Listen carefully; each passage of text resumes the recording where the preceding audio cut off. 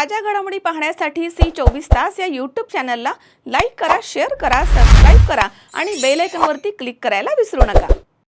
किनवट विधानसभा मतदारसंघामधील नागरिकांना अधिक चांगली आणि नियमित बस सेवा उपलब्ध व्हावी, तसे दुर्गम आणि आदिवासी भागामधील प्रवाशांच्या प्रवासामधील अडचणी या दूर व्हाव्यात यासाठी आमदार भीमराव केराम यांनी महाराष्ट्र राज्याचे परिवहन मंत्री प्रताप सरनाईक यांच्याकडे किनवट आणि माहूर बस आगारांना प्रत्येकी 10 जिजाऊ बसेस उपलब्ध करून देण्याची मागणी केली आहे। नांदेड जिल्ह्यामधील किनवट आणि माहूर हे तालुके भौगोलिकदृष्ट्या दुर्गम, आदिवासी बहुल तसेच धार्मिक आणि पर्यटन दृष्ट्या महत्त्वाचे आहेत। माहूर येथील श्री रेणुका माता शक्तीपीठामुळे राज्यभरामधनं मोठ्या संख्येने भाविक येत असतात।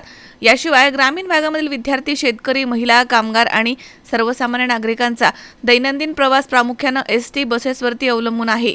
सध्या बसेसची संख्या अपुरी आहे, त्यामुळे अनेक मार्गांवरती बस फेऱ्या कमी होत आहेत आणि त्यामुळे प्रवाशांना गर्दी, विलंब आणि गैरसोयीचा सामना करावा लागतोय। दुर्गम गावांमधील नागरिकांना देखील नियमित बस सेवा मिळण्यात अडचणी येत आहेत।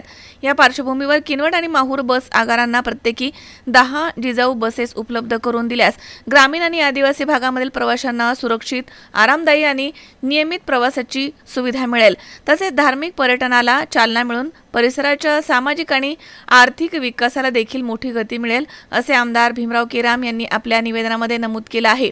तर या मागणीवरती परिवहन विभागानं सकारात्मक निर्णय घेऊन किनवट आणि माहूर बस आगारांना लवकरात लवकर जिजाऊ बसेस उपलब्ध करून द्याव्यात, अशी अपेक्षा नागरिकांनी व्यक्त केली आहे। मजहर शेख, C24 तास, नांदेड।